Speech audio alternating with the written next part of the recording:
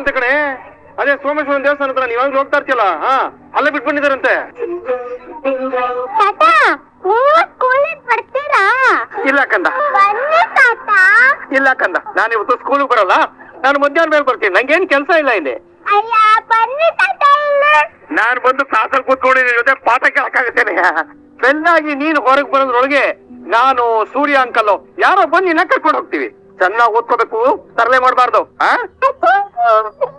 ಯಾರಪ್ಪ ನೀನು? ನಾನು ನಮ್ಮ ಅಜ್ಜಿ ಅಂತ ಅನ್ಕೊಂಡೆ. ಪರವಾಗಿಲ್ಲ ಚಿನ್ನಮ್ಮ, ಅಜ್ಜಿ ನೆನಪಾಗ್ತಿದಾರಪ್ಪ. ಖಂಡಿತ ಸಿಗ್ತಾರೆ. ನಿನ್ನ ಬಿಟ್ಟು ಅವ್ರು ಎಲ್ಲೂ ಹೋಗಲ್ಲ ಕಂದ. ಹೋಗು, ಕ್ಲಾಸ್ಗೆ ಹೋಗು, ಯೋಚನೆ ಮಾಡ್ಬೇಡ, ಸಿಗ್ತಾರೆ ಕಂದಮ್ಮ. ನಾನು ಆಗ್ಲೇ ಬಂದೆ ಕಂದ. ಸ್ಕೂಲಿಂದ ಕರ್ಕೊಂಡು ಹೋಗೋದಕ್ ಬಂದಿರೋದು. ಇವತ್ತು ಸ್ಕೂಲ್ ಅಲ್ವಾ? ಇನ್ಮೇಲೆ ಯಾವತ್ತು ನಿನಗೆ ಈ ಸ್ಕೂಲ್ ಇರಲ್ಲ. ಅಂದ್ರೆ ಬಾ ಹೇಳ್ತೀನಿ. ಈ ನಿರ್ಧಾರ ಸರಿ ಅನಿಸ್ತಿಲ್ಲಮ್ಮ ನನ್ಗೆ.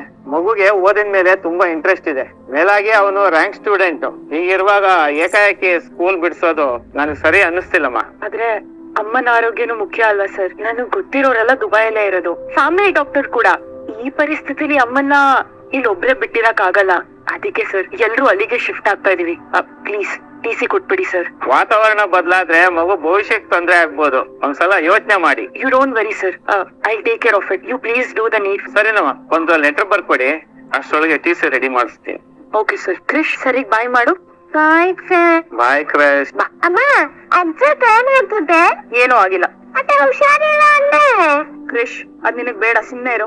ಅಮ್ಮ ನಂಗೆ ಈ ಸ್ಕೂಲೇ ಬೇಕು, ಇಲ್ಲಿ ಕೋಚ್ ಚೆನ್ನಾಗಿದೆ. ಇದಕ್ಕಿಂತ ಒಳ್ಳೆ ಸ್ಕೂಲಿಗೆ ಸೇರಿಸ್ತೀನಿ, ಹಠ ಮಾಡ್ಬೇಡ. ನನಗೆ ಬೇರೆ ಸ್ಕೂಲ್ ಬೇರೆ. ಕಿರ್ಚಾಡ್ಬೇಡ, ಅಮ್ಮ ಹೇಳಿದನ್ ಕೇಳ್ಬೇಕು. ಕ್ರಿಶ್ ಹಠ ಮಾಡ್ಬೇಡ, ಇಲ್ಲಿ ಇದ್ರೆ ಸಮಸ್ಯೆ ಆಗುತ್ತೆ. ಕ್ರಿಶ್ ಅಮ್ಮಂಗ್ ಕೋಪ ಬರ್ತಾ ಇದೆ. ಬಲ್ಲಿ ಮಧ್ಯಾಹ್ನ ರಂಗತಾಟ ಬರ್ತಾರೆ, ಅವ್ರ ಜೊತೆ ನಾನು ಮನೆಗ್ ಬರ್ತೀನಿ. ಬಾಯ್ ಮುಚ್ಕೊಂಡು ನಾನು ಹೇಳಿದನ್ ಕೇಳ್ಬೇಕು. ಯಾರ್ದಾರ್ಗ ಕಪ್ಪೋಸ್ ಸಿಗ್ತಿದೆ ಅಂತ ನನ್ಗೆ ಅಪೋಸ್ ಮಾಡಕ್ ಕಲ್ತಿದ್ಯಾ ನೀನು? ಒಂದು ಸರಿ ಇವತ್ತು ಬಾರಿಸ್ಬಿಡ್ತೀನಿ. ಬಾಯ್ ಮುಚ್ಕೊಂಡು ಸುಮ್ಮನೆ ಇರ್ಬೇಕು. Auto auto. ಅಯ್ಯೋ ಪಾಪಿ, ಆ ಮಗುಗೆ ತಾಯಿ ಪ್ರೀತಿ ಸಿಗ್ಲಿ ಅಂತ ನಾನು ಹಾಸ್ಪಿಟ್ಲಿಂದ ಓಡ್ ಬಂದೆ. ನೀನ್ ನೋಡಿದ್ರೆ ಅವನ ಅನಾಥ್ಮೆಂಟ್ ಮಾಡೋ ಆಸೆ ಪಡ್ತಿದ್ಯಾ? ಈ ಕರ್ಮ ನನಗೆ ಯಾವತ್ ಬಂತದ್ದು. ನೀನ್ ಹೋಗ್ತೀನಿ ನೋಡಿ ಈಗ. ಹೇಳ ಮೀನಮ್ಮ, ಏನಾದ್ರು ಗೊತ್ತಾಯ್ತಾನೆ? ರೀ, ನೀವ್ ಹೇಳಿ ದೇವಸ್ಥಾನಕ್ಕೆ ಅವ್ರು ಬಂದಿದ್ರಂತೆ. ಬಂದಿದ್ರು ಅನ್ವು, ಸಿಕ್ಕಿದ್ರ? ಇಲ್ಲ ರೀ, ನಿನ್ನೆ ಮೊನ್ನೆ 2 ದಿನಾನು ಈ ದೇವಸ್ಥಾನಕ್ ಬಂದಿದ್ದಾರೆ, ಆದ್ರೆ ಇವತ್ ಬಂದಿಲ್ಲ. 2 ದಿನ ಬಂದು ಇವತ್ತು ಯಾಕೆ ಅಲ್ಲಿಗೆ ಬಂದಿಲ್ಲ?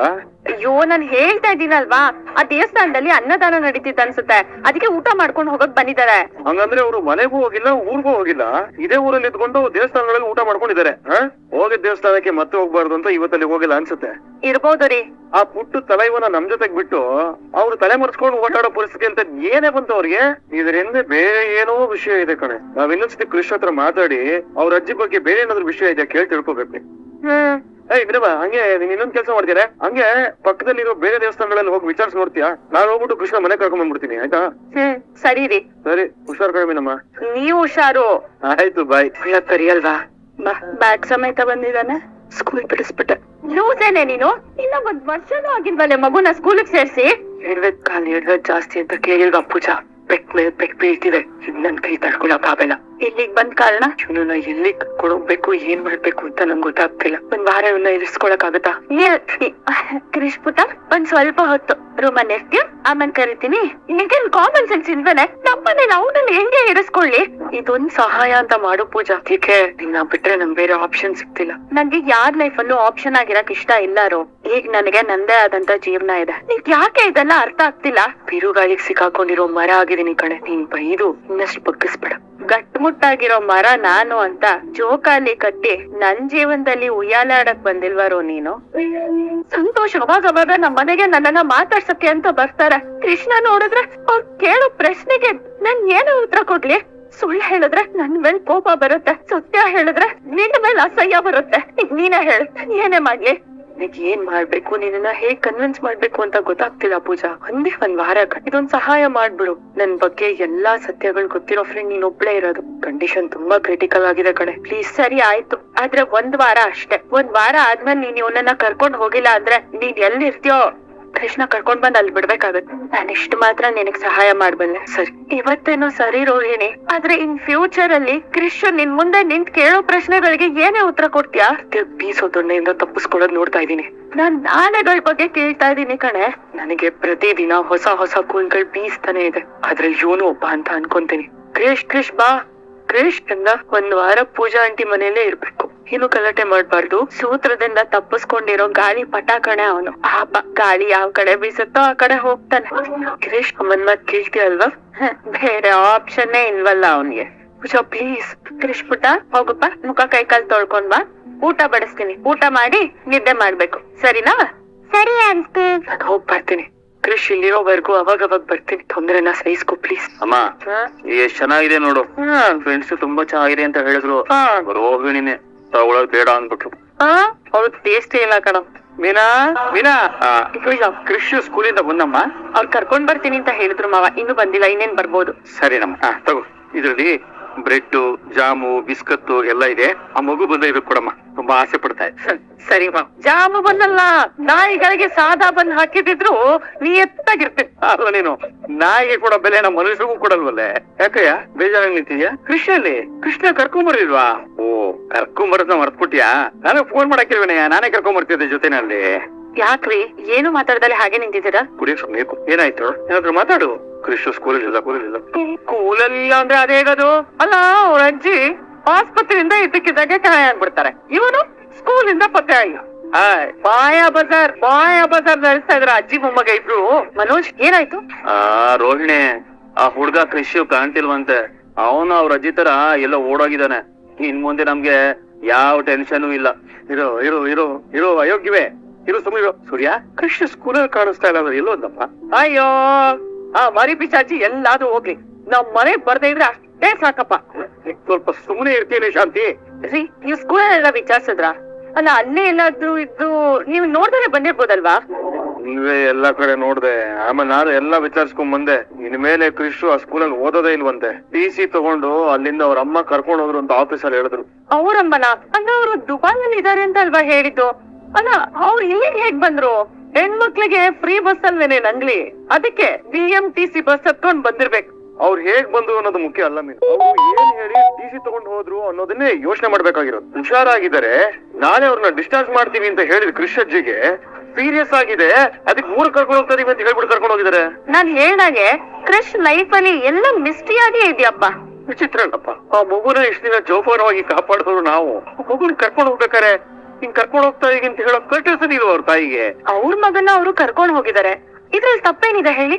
ತಪ್ಪು ಅಂತ ಹೇಳ್ಸಿಲ್ಲ ರೋಹಿಣಿ ಅವರೇ. ಕೃಷ್ ಹತ್ರ ನಮ್ ನಂಬರ್ ಇದೆ. ಆ ಫೋನ್ ಮಾಡಿ ಹಿಂಗ್ ಹೋಗ್ತಾ ಇದೀವಿ ಅಂತ ಒಂದ್ ಮಾತು ಹೇಳ್ಬೋದಾಗಿತ್ತಲ್ವಾ ಅಂತ ಹೇಳ್ತಿರೋದು. ಅವನಿಗೆ ಅನ್ಸಿರುತ್ತೆ ಮೀನ, ಆದ್ರೆ ಅವ್ರ ಅಮ್ಮಂಗೆ ಆ ನಿಯತ್ತಿಲ್ಲ. ಮಗನ್ ಜೀವನನೇ ಮಾರ್ಕೆಟ್ ಬಿಟ್ಟು ಹೋಗೋಳು. ಇನ್ಯಾರಿಗೂ ಮೆಜೆಸ್ಟಿಕ್ ತೋರಿಸ್ತಾಳ? ಅದ್ ಯಾವ್ದೋ ಅಡ್ಕಸ್ಬಿನೇ ಇರ್ಬೇಕು. ನನ್ಗೆ ಯಾಕೋ ಕೃಷ್ ತಾಯಿ ಇದೇ ಊರಾಗ ಇದಾರೆ ಅಂತ ಅನ್ಸ್ತಿದೆ.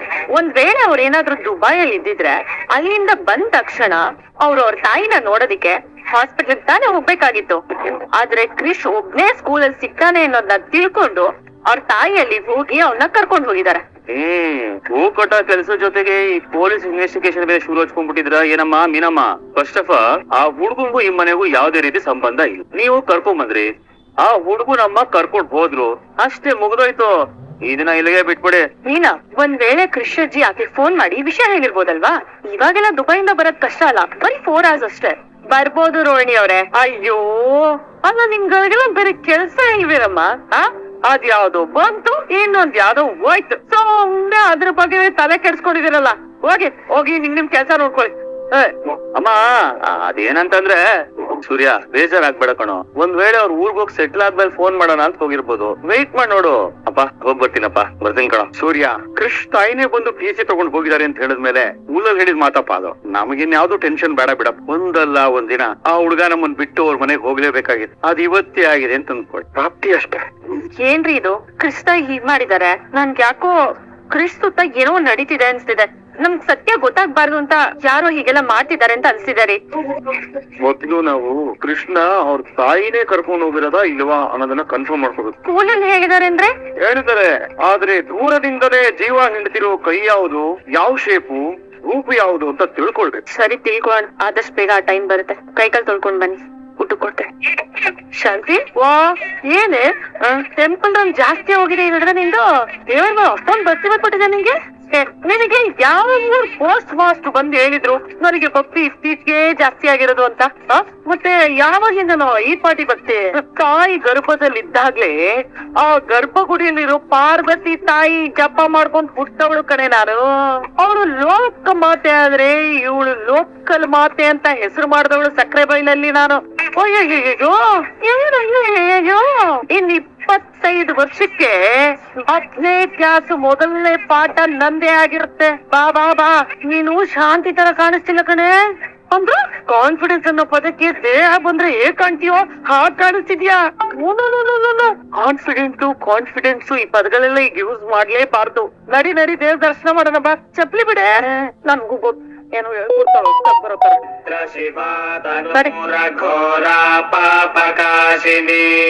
ಹೆಂಗಿತ್ತು ದರ್ಶನ ತುಂಬಾ ಚೆನ್ನಾಗಿತ್ತು ಕಡೆ ದೇವ್ರು ಹೊಲ್ದು ಬಿಟ್ಟಿದ್ದಾನ ಕಣಮ್ಮ ನನಗೆ ಅಮ್ಮ ಪ್ರಸಾದ ತಗೊಳ್ಳಿ ಬನ್ನಿ